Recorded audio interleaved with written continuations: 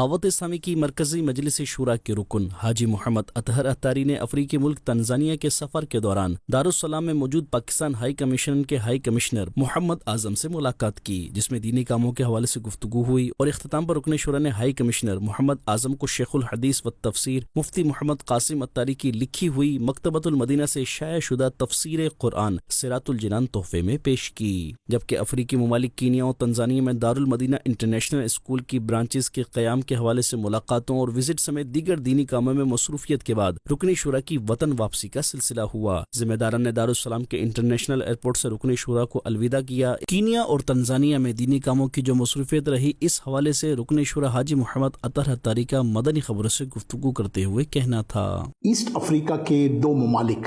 اور کم و بیش 4 شہروں کا وزٹ رہا، سنتوں بھرے بیانات کا سلسلہ ہوا،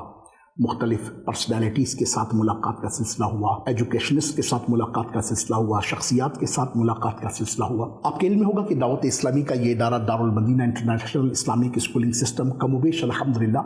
184 کیمپسز ہمارے قائم ہیں دنیا کے 7 ممالک میں بشمول پاکستان کے علاوہ اللہ کی رحمت سے بنگلہ دیش میں اور نیپال میں، USA میں، UK میں، ہند میں، اور رحمت خدا اور کرم مصطفیٰ سے الحمدللہ ساؤتھ افریقہ میں بھی موجود ہیں، اور اب انشاءاللہ عز و جل ہم ایسٹ افریقہ کی طرف بڑھ رہے ہیں۔ 2023 میں ہم کینیا میں ممباسا شہر میں انشاءاللہ عز و جل پہلے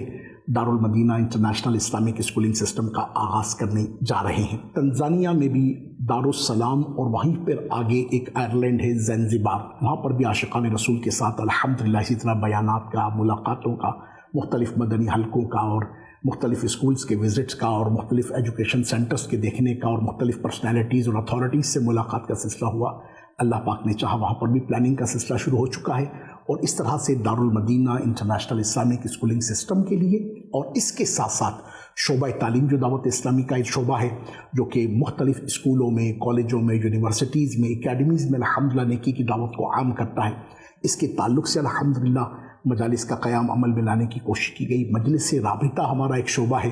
اللہ کی رحمت سے اس کے تحت بھی کاموں کا سلسلہ ہوا۔ وہیں پر الحمدللہ ایسٹ افریقن جو برادرز ہیں، وہیں کی لوکیلٹی کے جو بلالی اسلامک برادرز ہیں، ماشاءاللہ عز و جل ان کی ایک بہت بڑی تعداد رحمت خدا سے دینی کاموں کے ساتھ وابستہ ہے، مدنی ماحول سے وابستہ ہے، اور اللہ کی رحمت سے مدنی کاموں کو بڑھانے میں وہ بڑھ چڑھ کر حصہ لینے کی ترکیب بنا رہے ہیں۔ اللہ کرم ایسا کرے تجھ پہ جہاں میں، اے دعوت اسلامی تیری دھوم مچی ہو۔